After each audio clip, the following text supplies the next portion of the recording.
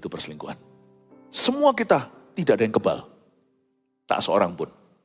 Maka kita harus mawas diri dan ini harus diberitakan dari atas mimbar. Selain dunia, setiap kota akan semakin metropolitan. Saya kok merasa nanti ke depan ini perselingkuhan menjadi wabah yang lebih menakutkan daripada sakit penyakit jasmani. Jangan berkata nggak mungkin dulu, tapi juga nggak usah ketakutan. Kalau Anda tidak buka celah tidak mungkin terjadi. Tapi jangan berkata tidak mungkin karena percaya diri. Kita harus hati-hati, berjaga dan berwaspada. Karena ke depan nanti ini dunia kayaknya semakin edan. Perselingkuhan akan dianggap sesuatu yang keren. Oleh anak-anak muda juga. Nasihat orang fasik akan semakin menjadi-jadi, semakin susah untuk diresis, semakin susah untuk dilawan. Makanya kalau ini nggak sekarang juga langsung tertanamkan atau ditambat di dalam hati kita, saya rasa tidak ada seorang pun di antara kita yang terlalu muda sekalipun masih bujangan atau di bangku sekolah. Anda perlu mendengarkan ini. Termasuk yang sudah menikah 40 tahun sekaligus, sekalipun tetap perlu mendengarkan ini. Karena ini adalah dosa umat manusia. Saya ajak kita buka di Amsal pasal yang kedua ayat 16 sampai 22.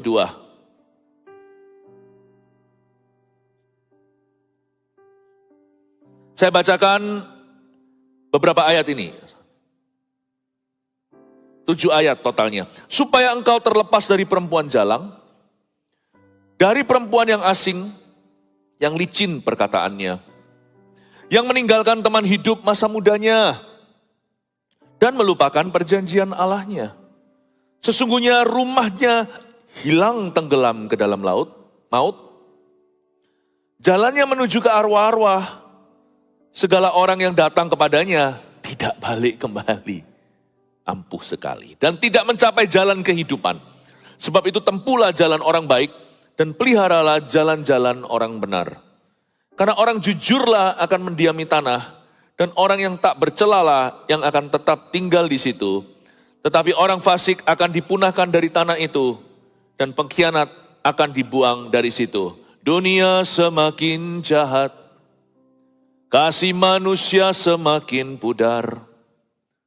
Kejahatan silih berganti. Melanda manusia. Sanggupkah kita bertahan sampai kedatangan Tuhan? Setia dalam pengharapan, bertahan dalam pencobaan, tahan uji dalam segala waktu, tahan uji dalam pencobaan, tahan uji dalam segala perkara, dan bertahan sampai kesudahannya. Lagu lama, saya juga nggak tahu di mana saya mendengarkannya. Bercokol aja di sini. Tapi intinya adalah kita nggak perlu hidup worry, nggak perlu kita khawatir. Tapi jangan remehkan ini, karena ini jerat iblis yang ampuh. Orang yang menempuhnya nggak pernah ada yang kembali. Jadi setan akan menggunakan cara ini untuk menghancurkan rumah tangga baik-baik.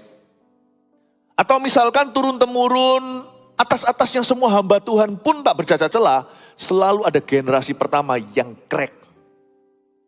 Kita kan gak mau nanti suatu hari anak cucu kita itu cerai pertama kali atau selingkuh. Maka kita harus mengerti duduk perkara ini dan cara berpikir duniawi. Dengan tujuan untuk vaksinasi, kita divaksin booster kemarin, kan tujuannya bukan supaya kena COVID-19. Supaya kita jangan kena. Perselingkuhan ini relevan buat semua, karena ini bukan bicara tentang perselingkuhan, bicara tentang sifat manusia yang semakin jahat, alias makin lama, dunia ini makin tua, manusia lebih jarang setia.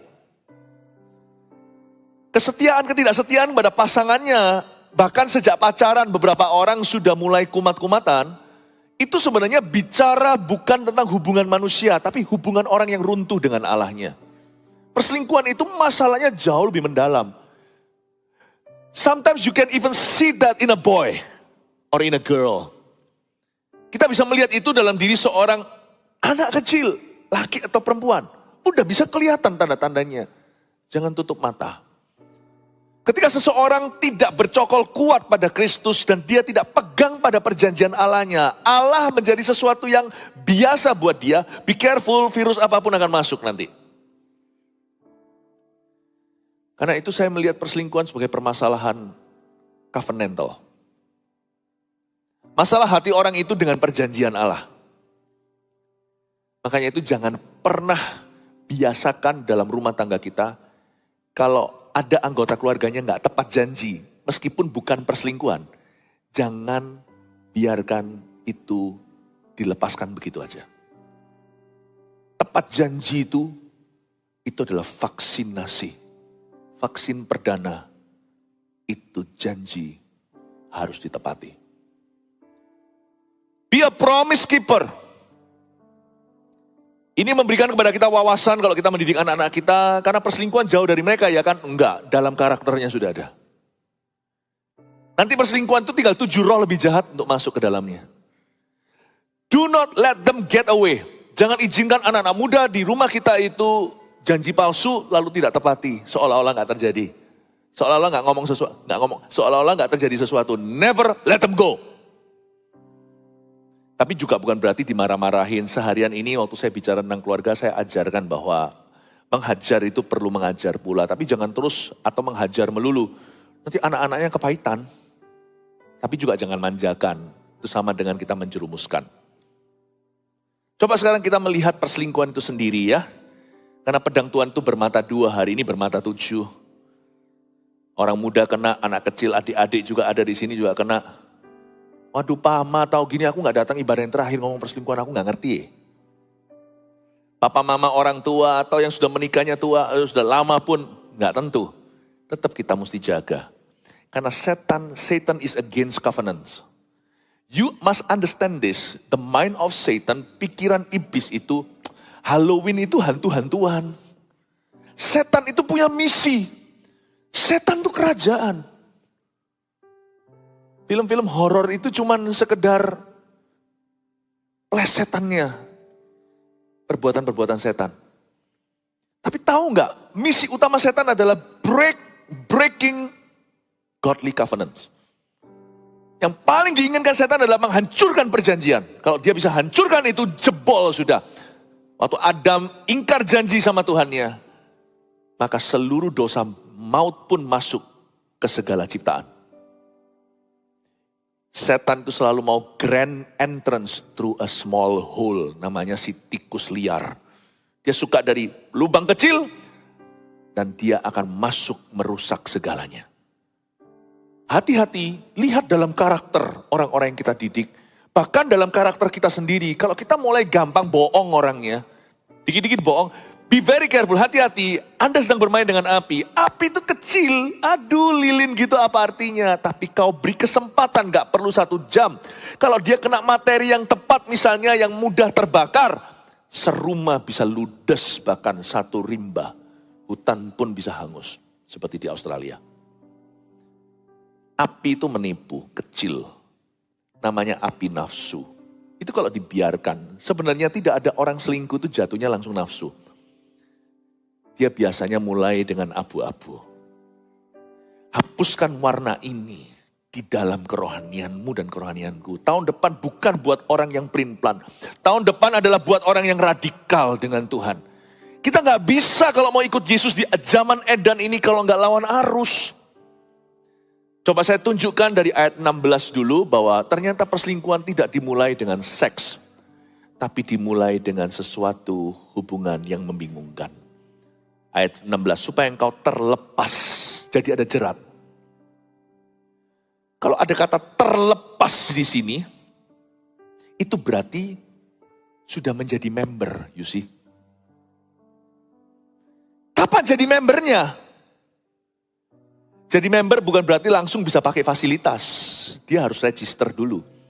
Supaya engkau terlepas, berarti terjadi membership. Dari siapa? Perempuan jalang. Tidak disebut pelacur atau apa, meskipun mirip, kita nggak pikirkan apa itu perempuan jalang, promiscuous woman. Perempuan jalang itu adalah perempuan iblis. Dia bukan setan, bukan roh jahat, dia manusia. Dia seorang pendosa. Tapi perempuan jalang itu artinya sama dengan perempuan iblis. Langsung kita tahu bahwa tidak ada yang namanya selingkuh itu terjadi hanya karena ya berhubungan badan. Tidak demikian. Selalu dimulai dengan area abu-abu. Karena itu kita baca dulu ayat 16b. Dari perempuan yang asing, a stranger woman. Perempuan asing ini bukan berarti rasnya ya.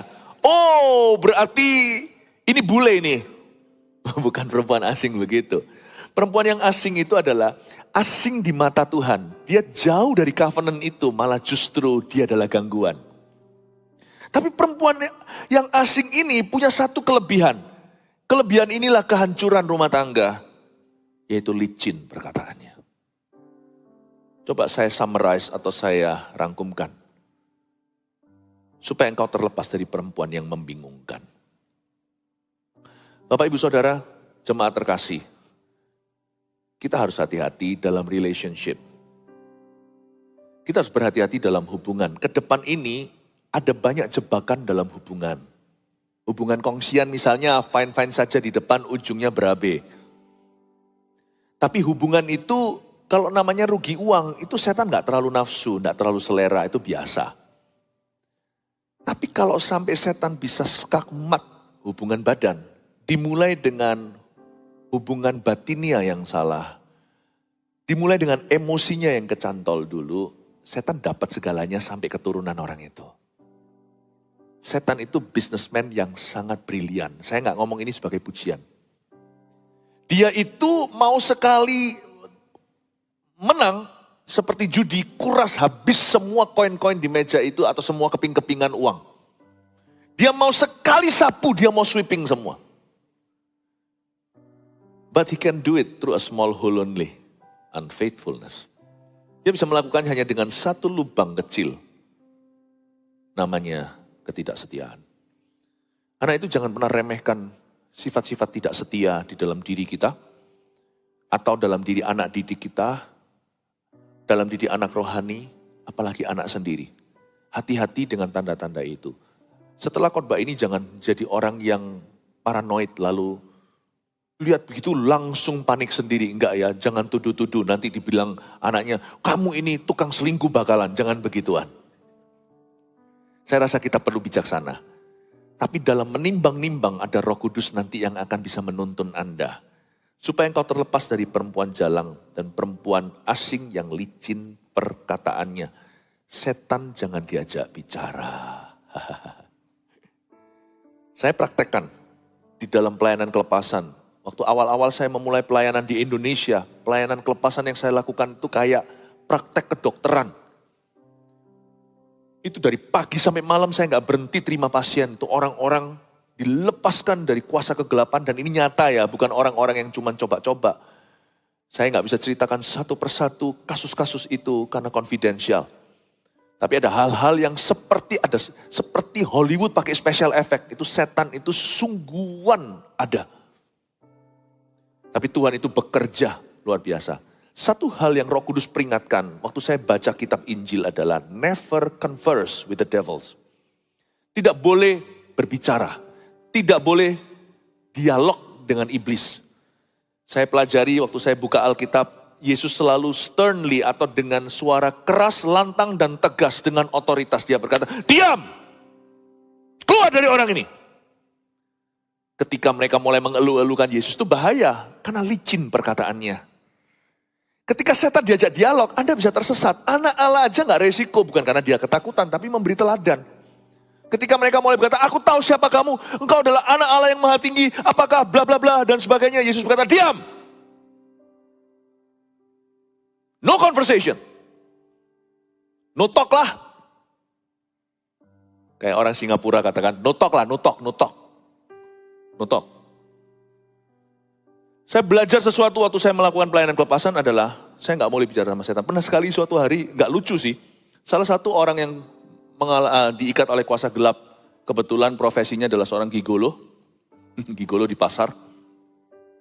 Lalu ketika itu, nggak tahu ingat nggak, Pastor Yohanes ada di sana selalu bersama dengan saya. Ya, lalu habis itu, itu atau satu lagi ya, pokoknya salah satu lah. Lalu pada waktu lagi manifestasi dia berkata, kok Philip ampun. Loh, saya langsung ngamuk loh, saya bilang, sejak kapan aku kokomu? Itu kan yang ngomong iblis, sejak kapan aku ngomong, diam dalam nama Yesus. Membingungkan, itu yang ngomong orang itu atau setannya?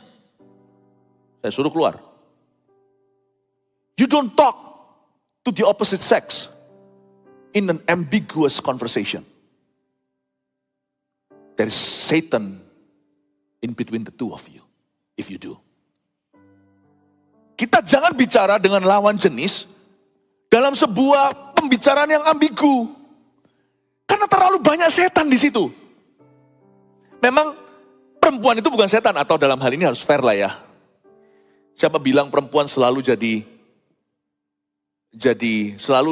selalu perempuan yang salah. Kadang-kadang lakinya yang salah, jadi fair-fairan lah ya. Emansipasi, semua sama saja. Karena dosa bertutur di lubuk hati manusia, berdosa pria atau wanita. Tapi itu gampangnya aja, sesuai dengan firman sini saya sebut dengan term yang persis di Alkitab, yaitu perempuan jalang atau laki jalang, sama aja. Meskipun orang itu adalah manusia, jalang pun dia perempuan, jalang pun dia laki-laki. Ini jalang, bukan jalangkung. Tapi pembicaraan itu demonik. Sesuatu yang satanik. Tidak tentu ada setannya atau momoknya. Tidak tentu ada hantunya seperti film horor, gak tentu. Malah justru ini lebih demonik dari itu. Karena paling tidak itu kita tahu. Kalau yang horor-horor gitu kita tahu langsung tengking, kita tahu itu setan. Yang begini itu membingungkan. Karena licin perkataan. Kita nggak pernah tahu kita dibawa masuk ke apa. Nextnya itu penuh dengan surprise dan kejutan. Dan dari ayat-ayat berikutnya kita tahu bahwa sama sekali bukan kejutan. Karena firman Tuhan berkata, itu akan membawamu ke sebuah chamber atau ke sebuah ruangan di mana rumahmu akan tenggelam dalam maut gara-gara itu. Dan itu adalah a point of no return, sebuah titik gak bisa kembali. Makanya itu, jangan ada, lebih baik aman. Hari-hari ini zaman edan, gak bisa terlalu hati-hati menjaga sebuah relationship. Kalau Anda mengasihi keluarga Anda, kalau kita ini mencintai apa yang Tuhan taruh di hidup kita, saya rasa kita gak bisa ekstra menjaga kok. Karena setan ekstra-ekstra menyerang. Jadi lebih baik kita too careful daripada being too careless. Lebih baik kita terlalu hati-hati, karena hati-hati gak bisa terlalu. Daripada kita terlalu tidak hati-hati. Paham maksud saya? Lebih baik menjaga. Waktu Yusuf diajak tidur sama istri Potifar, gak tentu tidur beneran. Mungkin cuma sekedar goda-godaan. Tapi Yusuf tidak mau ambil resiko, dia lari terbirit-birit sekalipun harus masuk penjara karena itu. Tapi dia tidak kehilangan Allahnya. Dia tidak kehilangan kesaksiannya. Yang lebih penting lagi, dia tidak kehilangan Roh Kudus di dalam hidupnya. Karena Roh Kudus gak kerasan tinggal sama arwah. Kita harus tahu dulu, perselingkuhan itu ada spiritnya. Namanya bukan roh perselingkuhan. Perselingkuhan itu soalnya adalah perbuatan badan atau perbuatan manusia, kedagingan. Tapi di dalam perselingkuhan ini rame roh-roh jahatnya. Roh apapun ada di situ, sungguhan. Roh apa saja ada di sana. Kalau Anda mau tahu basarnya setan itu ya perselingkuhan. Oh Tuhan, bungkus kami, kita semua dengan darah Yesus. Tuhan bungkus. Saya merasa saya berbicara gini lewat sebuah dorongan pewahyuan. Artinya, saya percaya malam ini akan ada beberapa pernikahan yang seharusnya tahun depan dirancang setan untuk hancur, nggak akan jadi karena hari ini divaksinasi. Bahkan kalau ada di sini yang sudah terlanjur melakukan hal-hal demikian akan disembuhkan oleh Tuhan. Bertobat, berbalik, Tuhan memberimu jalan keluar. Amin Bapak Ibu Saudara. Terlalu banyak arwah di dalamnya. Karena itu kita jaga. Sesuatu itu kalau berharga Anda harus menjaganya. Anda menjaga bukan karena Anda tidak percaya. Anda menjaga karena cinta. Kalau kita cinta sesuatu, kita tidak bisa overprotective. Kalau enggak gitu, kenapa kalau misalnya Anda beli emas, kenapa disimpan sih? Gak tentu tercuri loh Anda taruh di sorokan. Kenapa kok ditaruh di lemari besi? Ya kalau emas satu perhiasan cuma 5 gram ya. Tapi kalau emas Anda itu ratusan gram, apalagi kiloan. Ngapain sih digembok segala? Kan nggak tentu tercuri. Anda tidak bisa serahkan nasib kepada sesuatu yang sifatnya tidak tentu. Anda mau yang pasti karena ini berharga sekali, paham maksud saya. Sesuatu yang berharga Anda tidak bisa overprotective. Sebenarnya orang-orang yang menaruh harta benda sertifikat semuanya itu di lemari besinya atau di bank, apakah berlebihan? Menurut saya enggak. Karena kita itu bukan orang bodoh, kita tahu ini sekarang zaman edan. Tapi sebenarnya kalau objektifnya, Anda taruh biasa aja di bawah bantal juga nggak tentu hilang kok. Karena apapun yang belum terbukti kan nggak tentu. Tapi karena itu mahal bagimu, Anda tidak mau main tidak tentu. Itu hanya emas perak permata. Ini perjanjian Allah turun-temurun dengan keluarga Anda dan dengan hidupmu. Kita harus jaga saudara. Itulah sebabnya jangan ada makan siang bersama di tempat kerja dengan lawan jenisnya, cuma berdua. Oh terlalu ekstrim gak? Gak apa-apa. Bahasa Ibraninya ekstrimo. Jangan ada yang namanya, oke, kita ketemu nanti setelah kerja. Gak ada apa-apa sih.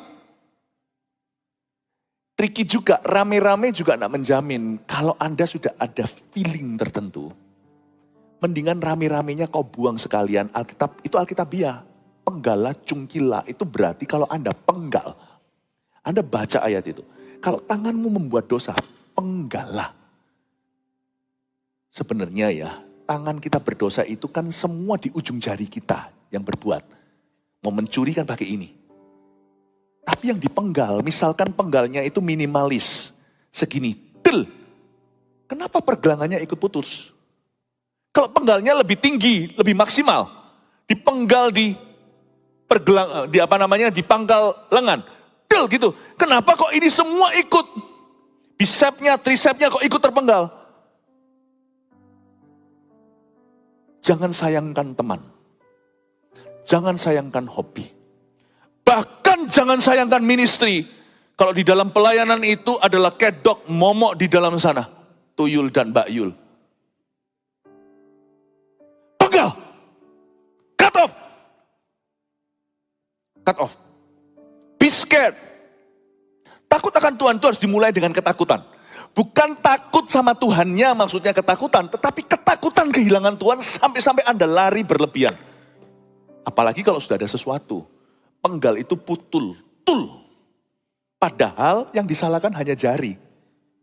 Mencuri, buka sesuatu. Bahkan berantem pun. Ya kan? Ilmu bela diri kebanyakan fist atau genggaman. Kalaupun pakai UFC, Ultimate Fighting Championship atau yang MMA Mixed Martial Art itu kan ada pakai sikut. Tapi penggal itu nggak mungkin sikut di mana? Penggal itu pasti sini. The joints. Atau kepada sendi. Penggal itu selalu di sendi. Kata penggal itu selalu di sendi. Cungkil itu selalu di pinggiran. Sekalipun tengahnya yang lihat. Putihnya pun di koak. Jangan sayangkan future-mu, masa depanmu. Sayangkan Tuhanmu. Amin Bapak Ibu. Supaya engkau terlepas dari perempuan jalang. Lalu, jangan mengikuti lawan jenis di sosial media. Teman Facebook nih ceritanya. Profesional aja. Kalau sampai ngikuti itu adalah corporation atau korporasi. Ya kan? Misalnya mengikuti siapa. Tapi gak ada yang diikuti itu karena pribadi. Apalagi lawan jenisnya. Gak diikuti secara personal. Gak ada yang diistimewakan, dispesialkan. Kalau sampai di gereja kita sesama hamba Tuhan saling ngikuti itu lumrah. Di dalam sosial media saya sendiri, saya punya Twitter misalnya, Twitter saya ngikuti zero. Nggak ikut siapa-siapa. Facebook saya nggak tahu, semua ada manajemennya yang atur kalau kami. Lalu habis itu kalau di Instagram saya ikuti hanyalah hamba-hamba Tuhan. Itu pun sebagian yang gembala regional. Lalu akun-akun yang resmi-resmi. Saya nggak ngikuti sesuatu secara individu kalau itu nggak berhubungan pekerjaan. Nggak ngikuti. Too careful? Maybe. But I'm happy. But we are happy. Disinilah banyak orang yang akhirnya teman Facebook. Teman apa? Akhirnya jadi. Hati-hati. Lalu saya kalau saya terapkan untuk diri sendiri nih. Istri saya bebas untuk bisa buka HP saya, nggak ada sesuatu yang disembunyikan kok. Tapi hubungan saling percaya, malah saya yang jarang buka handphone. Kenapa? Laki-laki itu lebih baik, handphonenya lebih gampang dibuka, paham maksud saya? Nggak ada sesuatu disembunyikan. Jangan sampai ini wilayah abu-abu, itu wilayah abu-abumu, udah, you, me. Kita tidak ada, di sini mau masuk sini perlu visa, kasih semua passwordnya. Jangan ragu untuk berikan kepada pasanganmu, kalau memang tidak ada yang disembunyikan. Amin Bapak Ibu Saudara. Hal-hal praktis misalnya, licin perkataannya itu dibuat hilang tuh kelicinan. Dikasih pasir mungkin, dikasih kerikil, dikasih batu di sana. Tolong diubah infrastrukturnya supaya tidak ada kelicinan. Buat hidupmu tidak ada kelicinan apa-apa. Ayat 17, yang meninggalkan teman hidup masa mudanya dan melupakan perjanjian Allahnya. Tuhan keberatan kalau seseorang itu terikat dengan seorang perempuan jalang yang meninggalkan teman hidup masa mudanya. Dan melupakan perjanjian Allahnya. Ketidaksetiaan apalagi perselingkuhan adalah sin to God and sin against God. Dosa terhadap Tuhan, dosa melawan Tuhan. Sekalipun sekarang ini sekali lagi zaman sudah menggila alias zaman edan, kadang-kadang sang istri atau sang suami sudah bisa menerima. Kalau pasangannya selingkuh, ya sudah daripada saya kehilangan kamu. Paham maksud saya? Ada pepatah bahasa Inggris di luar sana itu begini. Ini gak bisa diterapkan ke segala keadaan. If I cannot fight it, I might as well join it. Kalau saya gak bisa melawan itu, ya sudah aku terima kamu apa adanya.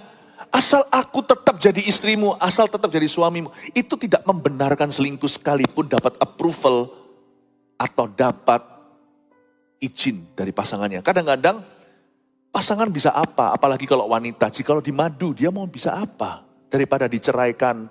Makanya tadi ibadah sebelum ini, saya kasih preventive measure, saya kasih takaran-takaran pencegahan. Tadi saya jelaskan pentingnya wanita untuk jadi seorang makhluk yang smart. Bukan makhluk yang mandiri, independen, ataupun yang dependen, yang bergantung. Tapi yang interdependen. Supaya penundukan dirimu nanti suatu hari pada laki-laki itu bukan karena butuh, tapi karena mengasihi Kristus di dalam dirimu. Dan mengasihi Kristus di dalam dirinya. Paham maksud saya? Sebab ada beberapa wanita sungguh tak berdaya. Karena laki-lakinya mau begitu, mau bisa apa aku daripada kehilangan dia. Akhirnya dia membuat keputusan yang kompromi di hati. Padahal dia sakit sekali dan disakiti. Tapi akhirnya dia mengambil keputusan, daripada aku kehilangan dia, mending aku tutup sebelah mata. Even if, sekalipun kalau pasanganmu tutup sebelah mata, Tuhan buka dua matanya kepadamu. Beberapa orang jadi bersikeras dalam perselingkuhan karena istrinya tidak apa-apa. Oke. Asal jangan ceraikan. Sebagai hamba Tuhan, saya melihat berbagai tipe orang. Dan saya tidak bisa pungkiri, istri atau suami pasangan yang dimadu atau dikhianati itu jikalau mereka tidak tegas diri. Biasanya itu memperkokoh dan membuat semakin kencang perselingkuhan pasangannya yang berdosa atau mengkhianati. Diajak geger juga bukanlah solusi.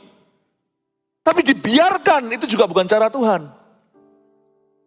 Sekalipun jikalau pasangannya memperbolehkan, Tuhan tidak memperbolehkan. Karena Alkitab mengatakan dengan jelas, aku keberatan ayat 17 yang meninggalkan teman hidup masa mudanya. Dan melupakan perjanjian nikahnya, bukan. Dan melupakan perjanjian Allahnya. Marriage is covenant with God before it's a covenant with your spouse. Pernikahan itu adalah perjanjian dengan Tuhan sebelum perjanjian dengan pasangan. Karena itu sebelum orang dinikahkan, dia ditanya sama Tuhan, apakah kamu mengambil bla bla bla di hadapan Tuhan Yesus? Apa jawabmu? Yes, I do. Saya bersedia. Saya panjang lebar cerita di ibadah sebelumnya, pentingnya cowok persiapan. Jangan cepet-cepet mikirnya pacaran. Perempuan juga sama, harus berbenah diri dulu.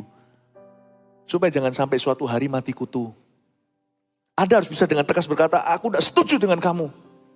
Kamu selingkuh, kamu pilih dia atau pilih aku. Itu pun kalau masih ada pengampunan, semoga begitu ya. Harapan kita adalah kalau sampai kejadian yang gituan, semoga keluarga tetap dipulihkan. Bukan kok enak bagi sang pendosa, kok dikasih kesempatan dua. Karena pernikahan kedua selalu lebih susah dari pernikahan pertama. Take it. You take it. Susahnya mengampuni suami atau istri pertama yang selingkuh tadi lebih mudah daripada menjalin hubungan baru.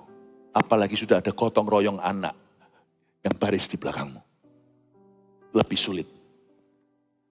Tapi kalau seperti ini sudah bukan lagi konteksnya ideal. Tidak ada lagi kata nyaman di dalam keluarga ini. Yang ada hanyalah the lesser of two evils. Atau dari dua pilihan yang buruk, yang satu kurang buruk. Itu aja. Mengampuni dia lebih kurang buruk daripada memulai sesuatu yang baru. Memang ini subjektif. Tapi ini hikmat. Saya tidak berkata ini kata Tuhan. Tapi ini juga dari pengalaman. Pengalaman menangani orang-orang. Bapak, Ibu, Saudara, kalau sudah masuk ke skenario itu, kiss happy goodbye dari keluarga. Tapi paling tidak masih bisa holy. Kenapa kita hanya mau holy kalau kita bisa holy dan happy? Makanya setia itu jangan dikompromi. Oh puji Tuhan. Saya harap apa yang saya sampaikan ini menjadi doktrin gereja kita. Menjadi landasan fondasi buat anak-anak Army of God. Buat anak-anak kecil yang masih di Eagle Kids. Buat pasangan muda yang mau dinikahkan. Yang tunangan atau yang masih pacaran. Atau yang sudah menikah lama. Kita saling menjaga ya. Saya percaya gereja kita akan senantiasa diluputkan dari yang beginian. Haleluya. Kasih tepuk tangan Tuhan. Praise the Lord. Sesungguhnya rumahnya hilang tenggelam ke dalam maut. Ayat 18. Rumah siapa ini? Rumah perempuan jalang? Bukan. Rumah yang meninggalkan teman hidup masa mudanya melupakan perjanjian Allah. Ya tentunya perempuan jalang itu maksudnya. Tapi juga pria yang sama dia. Sesungguhnya rumahnya hilang tenggelam ke dalam maut. Jalannya menuju ke arwah-arwah. Ayat 18 saya jelaskan ya.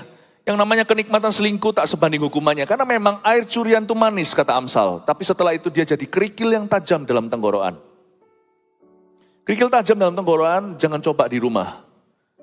Karena Anda tidak mungkin bisa menelannya. Kerikil tajam itu susah untuk ditelan. Pernah enggak kecantol duri di dalam sini, duri ayam? Atau duri ikan? Saya pernah dulu. Mungkin makan terlalu cepat zaman dulu kan. Saya nggak ngerti. Pokoknya yang penting, pokoknya time efficiency makan deh kena. Waktu itu di luar kota lagi. Pergi ke hospital, harus diambil. Nggak segampang itu telan-telan kata orang. Makan nasi, tambah gendut saya. Lagi ada duri sini, nasi masuk lagi nasi supaya cepat kecemplung. Siapa bilang? Nggak kecemplung. Durinya di situ. Tapi nasinya jadi di badan saya.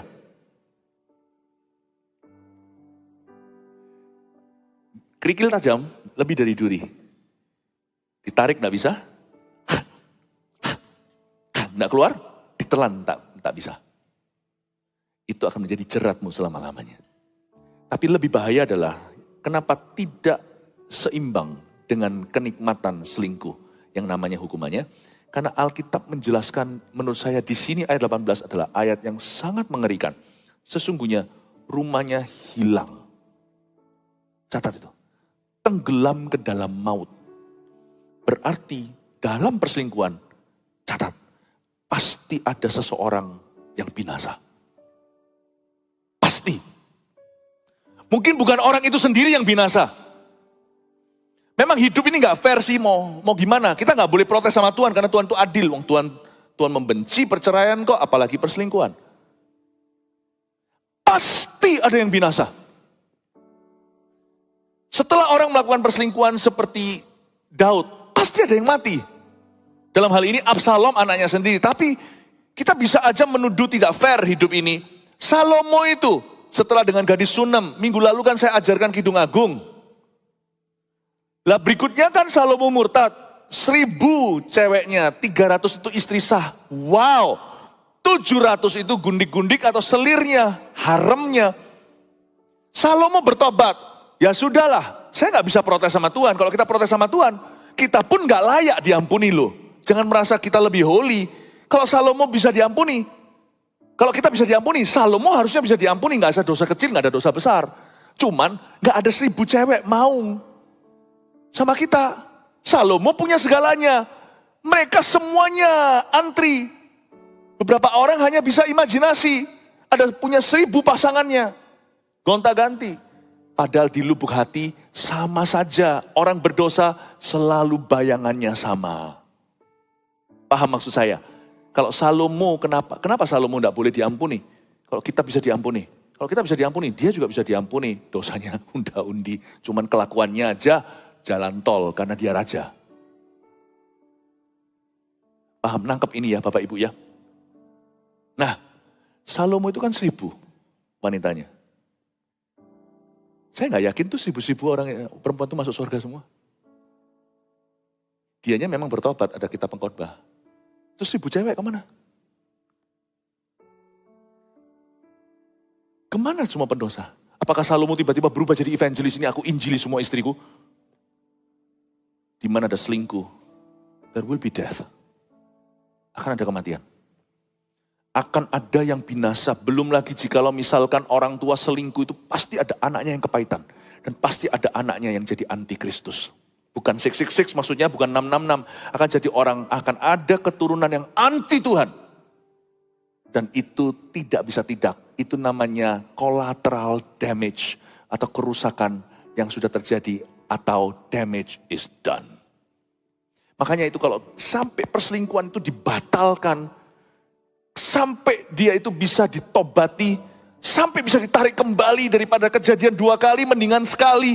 Kata mendingan ya kayaknya better gitu padahal yang enggak. Tapi selingkuh 2 kali lebih baik dari 4 kali. Kalau kita bisa tarik kembali, bisa retur, cepat lakukan. Karena the closer you go there, the more death there will be. Kan lebih banyak kematian terjadi. Sesungguhnya rumahnya hilang tenggelam ke dalam maut. Dengan kata lain firman ini mengatakan akan ada kematian. Bukan mati meninggal dunia. Ini maut bukan mati. Akan ada kebinasaan dalam rumah tangga orang itu. Dan keturunannya. Pasti akan ada yang tidak make it to heaven. Pasti ada yang gak akan nyampe ke pintu sorga. Karena kesandung sama papa. Atau kesandung sama mama. Atau kesandung sama grandpanya. Pasti ada. Sebab dosa perselingkuhan selalu datang dengan satu twin brother atau saudara kembarnya. Namanya, tulis ini, kutuk. Selalu ada itu. Makanya kita harus mawas diri. Ayo kita doa, hati-hati. Tahun depan adalah tahun menabur doa. Jangan menabur dosa. Jangan salah loh ya, tambah S udah beda itu artinya. Menabur doa, menuai sukacita, bukan menabur dosa, menuai maut. Sesungguhnya rumahnya hilang tenggelam dalam maut. Itu saya ngeri baca ini.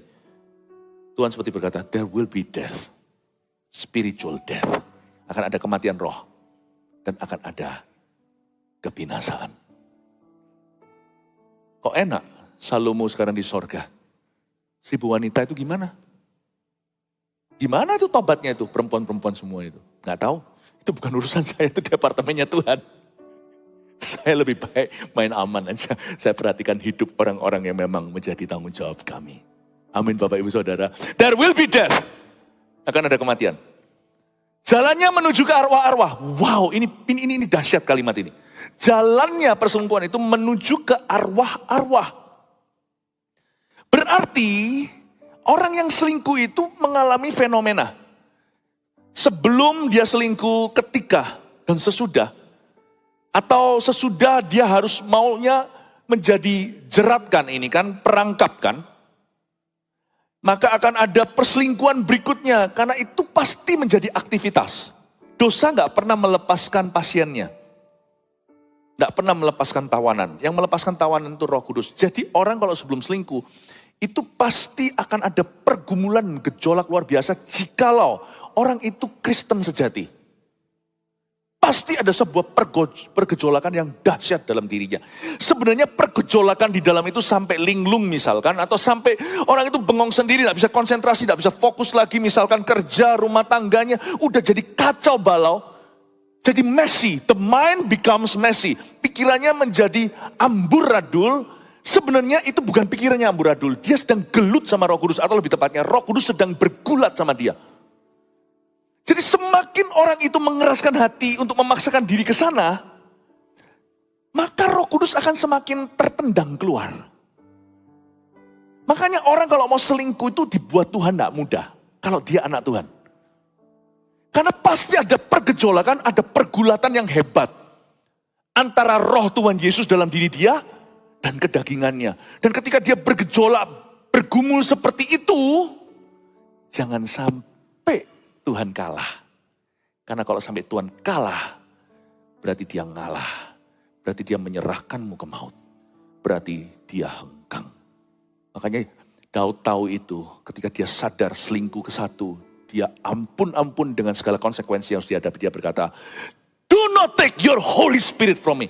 Jangan ambil rohmu daripada aku. Karena dia tahu waktu dia gejolak itu, dia tendang Roh Kudus, hampir keluar, dia tarik kembali dan berkata, hukum aku seberat-beratnya. Kalau ada kematian ya sudah aku menanggungnya. Tapi janganlah buang aku dari hadiratmu. Karena tekananku berat selama aku berdiam diri, tanganmu menekan aku. Kepadamu sajalah aku berdosa dan melakukan apa yang jahat di mata Allah. Mazmur 51. Daud tahu itu. Dia kalau gesek Roh Kudus lagi, kalau dia jatuh lagi sama Batsheba kedua kali, mungkin Daud akan menjadi Saul yang kesurupan. Nggak akan bisa kembali. Kitab Ibrani katakan, orang kalau pernah mengecap berkat sorgawi, lalu dia murtad lagi, tidak ada lagi persembahan untuk orang yang sudah punya pengetahuan tentang keselamatan. Janganlah engkau menginjak darah perjanjian untuk kedua kali menyalibkan Yesus lagi. Karena itu perselingkuhan itu dianggap remeh, casually. Kalau di dunia itu biasa, apalagi kalau orang-orang lagi ngafe sama-sama. Nggak ada salahnya dengan ngafe ya, misalkan di kota metropolitan. Biasa lah, nggak apa-apa lah bro, semua laki begitu. Don't believe them. It is more serious than they say. Karena Roh Kudus akan gejolak. Dan kalau sampai Roh Kudus menang, Anda kalah. Itu pun gak enak, Anda harus bertobat sungguhan. Karena jalannya menuju ke arah arwah-arwah. Bisa bayangkan, coba ini gak Alkitabiah, tetapi ini imajinasi tentang Alkitab yang kita baca. Anda bisa bayangkan gak, terjadi rebutan. Wah, ini betul-betul memalukan. Terjadi perebutan di dalam tubuh orang itu antara Roh Kudus dan roh arwah-arwah. Ini bukan orang mati ya, tapi bicara tentang roh-roh jahat. Itu rebutan. Makanya orang itu gejolak. Makanya orang-orang yang mau selingkuh itu jadi gak keruan. Dulunya konsentrasi, tutur katanya baik, tiba-tiba seperti ngawur. Itu luar biasa. Itu bukan nuraninya. Itu Roh Kudus sedang perang lawan arwah. Itu arwahnya berkata, no, he's mine. Roh Kudus berkata, no, he's mine. Ada satu titik. Kalau orang itu tidak tegas, Roh Kudus akan berkata, okay, he's yours. Oke, dia milikmu. Matilah. Kalau itu sampai terjadi. Saya curiga, saya nggak berani jadikan ini doktrin. Saya curiga orang selamat pun bisa-bisa nggak selamat loh. Saya nggak mengajarkan orang bisa kehilangan keselamatan. Tapi saya mengajarkan jangan main-main dengan keselamatan. Di kitab Wahyu dituliskan, saya tidak usah jabarkan. Kalau kamu setia bla bla bla, aku tidak akan hapus kamu dari kitab kehidupan. Coba baca itu salah satu gereja yang Tuhan beri pesan kepada Yohanes di Pulau Patmos. Berarti kalau Tuhan ngancam nggak mungkin kosongan. Aku akan hapuskan kamu dari kitab kehidupan. Tak hapusin. Belajarlah dari Saul. Belajarlah dari Yudas. Yudas itu rasul loh.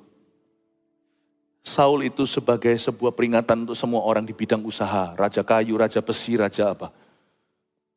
Yudas itu adalah peringatan untuk semua hamba Tuhan dan pendeta, pengkhotbah. Rasul gantung diri. Waduh, sorry ya Bapak Ibu, yang malam ini agak sedikit, firmannya agak sedikit ngeri. Kebaktian-kebaktian sebelumnya itu firmannya lebih nyantai dan lucu. Anda tidak salah pergi kok. Anda datang di ibadah yang memang perlu Anda dengarkan. Makanya saya beritahu apa, part 1 to 5. Part 1 to 5. Ini bagian daripada semua. Tuhan punya pengajaran itu tidak hanya tongkat. Demikian pula gada.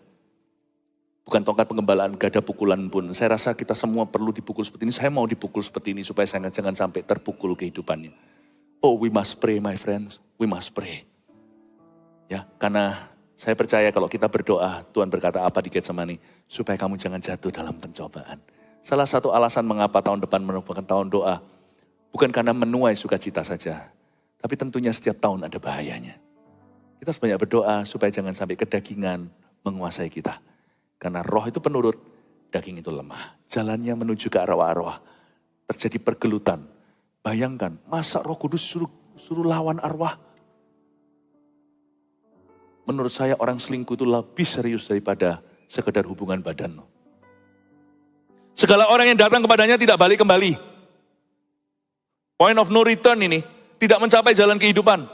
Sebab itu tempuhlah jalan orang-orang baik, orang baik. Oh haleluya, saya suka di ayat 20 bisa bernafas lega.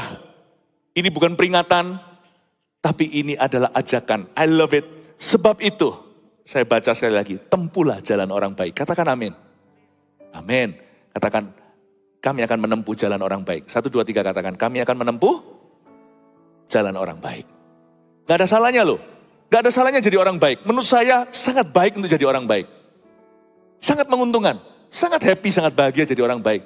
Udahlah, dunia berkata, orang yang jahat itu lebih keren. Orang baik itu, apa itu? Sudah gak zamannya ya. Ketinggalan zaman. Enggak. Sampai kapanpun saya orang Kristen ya. Ini kamera semua lihat, saya orang Kristen. Saya senang jadi orang baik. Mau apa? Oh, born to be wild. I'm born to be bad. No, I'm not born to be bad. I'm born to be good. I'm born to be faithful. Born again. Aku lahir baru untuk menjadi setia. Gak apa-apa sih, gak cupu kata orang muda. Bukan sesuatu yang lemah. Menjadi pria yang setia, itu lebih gagah perkasa. Jadi laki-laki, mau gak setia, lebih gampang. Ikut aja arus ke bawah. Mau jadi perempuan hari ini gak setia juga mudah. Sekarang wanita benar-benar emansipasi. Ngikuti zaman, siapa bilang hanya bisa laki-laki. Yang terjadi sekarang di zaman-zaman ini, wanita malahan yang berkarya dalam ketidaksetiaan. Ada juga. Mana lebih susah? Setia atau tidak setia? Yang setia itulah. Tempuhlah jalan orang baik. Saya rasa kita perlu puas jadi orang baik. Puas untuk setia kepada pasangan kita. Amin. Dan peliharalah jalan-jalan orang benar. Alangkah baiknya jadi orang benar. Karena orang jujurlah akan mendiami tanah. Haleluya. Dan orang yang tak bercelalah yang akan tinggal di sana. Tinggal di situ di mana? Tinggal pada perjanjian Allah. Tetapi orang fasik akan dipunahkan dari tanah itu. Dan pengkhianat akan dibuang dari situ. Makanya ayat 22 ini sebuah peringatan bahwa adultery, perselingkuhan adalah not only a career ending sin. Bukan hanya dosa yang mengakhiri karir. Tapi dosa yang mengakhiri pelayanan juga. Ministry. Dan dosa yang terutama yang mengakhiri keluarga. Makanya orang fasik akan punah dari tanah itu. Namanya family, ministry, karir. Dan pengkhianat akan dibuang dari situ. Dari situ itu mana? Dari situ itu di mana? Dari situ itu adalah dari kehidupan keluarga yang baik-baik. Kehidupan keluarga yang benar. Punya karir yang diberkati. Punya pelayanan yang diberkati pula. Mereka akan punah dari sana. Pengkhianat akan dibuang dari situ. Dan biasanya setelah mereka terbuang, setelah mereka punah, mereka merindukan tempat itu lagi. Break even point menjadi sebuah tujuan yang gak kesampaian. Padahal tadi dia ada di sana fine-fine saja. Dia kehilangan segalanya baru menyadari tempat itu betapa bahagianya. Biasanya orang kalau jatuh menginginkan kembali. Seperti si bungsu. Enak ya tinggal di rumah bapakku. Padahal tadinya dia merasa apa ini? Masa cuman begini? Tapi waktu dia terhempaskan keluar, bahkan makan ampas, dia baru sadar. How beautiful that place was for me. Tempat itu begitu indahnya bagi saya. Dahulu kala. 3 poin sederhana, rangkuman bawa pulang. Kenikmatan selingkuh tak sebanding hukumannya. Nomor 1, hati-hati jangan berada di tempat abu-abu yang tidak semestinya. Saya tambahkan, tempat abu-abu seperti apa? Berada di ruangan yang sama dengan seorang lawan jenis. Jikalau Anda lurus ya, apalagi kalau ada daya tarik. Meskipun kalau kadang-kadang kita itu di dalam satu ruangan atau satu tempat atau kita diam-diam aja dengan orang tertentu itu bisa rasa salah tingkah. Ada sesuatu di udara itu sifatnya FMAM perasaan kita. Kalau memang sudah ada chemistry, malah harus jauhi. Paham maksudnya Bapak Ibu Saudara? Sedangkan kalau kita diam-diaman aja misalkan makan ya, kita makan ini jejer, apa namanya, kok jejer, apa itu namanya? Ya, makannya itu bersebelahan 4 orang gitu. Siapa di depan kita itu menjadi teman bicara. Misalkan kalau kita naik mobil nih, siapa yang berada di sebelahnya pengemudi yang merupakan teman, itu biasanya jadi, kalau orangnya memang di antara mereka itu kaku, nanti duduk di situ semua jadi gak enak kaku. Mendingan kalau Anda bukan lawan bicara yang tepat untuk orang itu, kasih orang lain duduk di depan, Anda duduk di belakang aja. Kadang-kadang kita duduk berhadapan aja, bukan di satu ruangan bersama aja, kerasa chemistry-nya. Kerasa. Kalau memang dekat akan terasa, mau tahu orang dekat enggak itu biasanya suami istri kalau sudah akrab, diem pun enggak awkward. Kalau orang itu enggak terlalu kenal, diam itu jadi ada awkward silence namanya. Rasa diam yang cukup cringy, rasanya kayak apa? Rasa diam yang aneh gitu. Paham maksud saya ya? Nah, kita harus bisa membaca itu. Ruang abu-abu itu kadang-kadang bukan warnanya abu-abu, mungkin warna kamar itu atau ruang tersebut krem. Tapi Anda bisa rasakan, ini grey ini. Get out. Jangan berada di satu ruangan dengan sama jenis. Ini kan zaman sudah ngawur sekali, sesama jenis. Jikalau salah satu diantaranya itu gender confused. Atau bingung secara gendernya. Waduh, itu juga lebih kaku dan aneh sekali. Padahal kita nggak tertarik. Tapi kalau orang itu tertarik sama kita, Anda juga harus hati-hati kalau itu sama jenis. Zaman sekarang kan beda.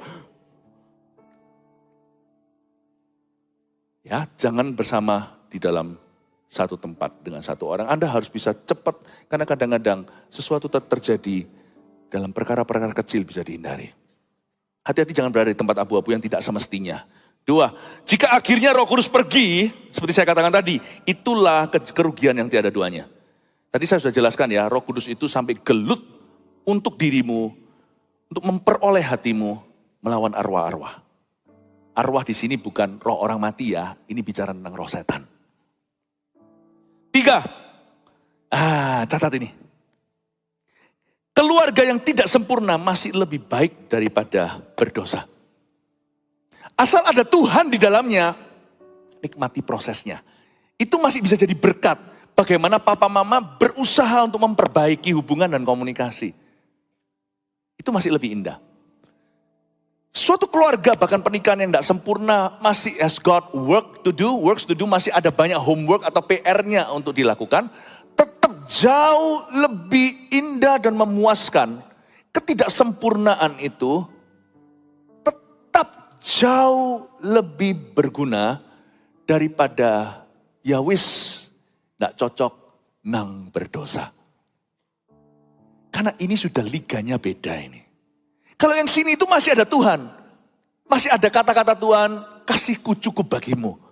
Masih ada training-trainingnya Tuhan, masih ada pelatihan, masih ada pembentukan Roh Kudus membuat orang itu jadi semakin sempurna. Enggak instan memang, enggak langsung. Tapi selama masih ada Tuhan dalam terangnya, terang kasihnya, dalam perjanjiannya, itu masih bisa dinikmati prosesnya. Tidak semua pernikahan itu ada yang saya sebut pernikahan yang difficult marriages. Ada pernikahan yang lebih mudah, bukan lebih mudah lah, tetapi lebih compatible atau lebih cocok. Kalau memang difficult selama Anda faithful atau setia, masih ada harapan. Masih ada harapan. Tetap jauh lebih baik daripada perselingkuhan. Ingat ya, tahun depan bukan kesempurnaan, tapi apapun itu juga jangan lari dari Tuhan. Karena lari dari Tuhan udah langsung beda, udah langsung berbeda sifatnya. Amin Bapak Ibu Saudara. 3 poin ini sederhana. Kenikmatan selingkuh tak sebanding hukumannya. 1, hati-hati jangan berada di tempat abu-abu yang tidak semestinya. 2, jika akhirnya Roh Kudus itu pergi, itulah kerugian yang tiada duanya. 3, keluarga yang tidak sempurna pun masih lebih baik daripada berdosa. I love you. Saya harap kita semua melewati tahun depan clean and holy untuk kemuliaan Tuhan. Haleluya. Kasih tepuk tangan untuk Tuhan Yesus. Mari kita semua bangkit berdiri. Thank you Jesus. Nyanyi.